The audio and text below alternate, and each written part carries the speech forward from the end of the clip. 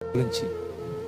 ఎందుకంటే ఈరోజు భూలోకము, ప్రపంచము, ప్రజలు, కుటుంబాలు పరితపించిపోతుంది. దేనికోసం అంటే ప్రశాంతత కోసం,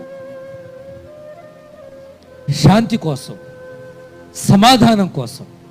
కుటుంబంలో నెమ్మది లేదండి, గ్రామంలో నెమ్మది లేదండి, రాష్ట్రంలో సమాధానం లేదండి, దేశంలో ప్రశాంతత లేదండి. ఇలాంటి పరిస్థితులు గుండా ప్రజలు వెళ్ళిపోతున్నారు. ఎక్కడ చూసినా చూడండి అల్లరి మీదకి దేశాలు లేస్తున్నటువంటి పరిస్థితులు, మనుషుల మీదకి మనుషులు లేస్తున్నారు.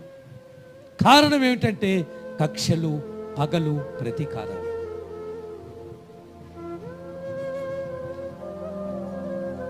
ప్రపంచమంతా కొట్టుకొని చస్తుంది సమాధానం లేకనే.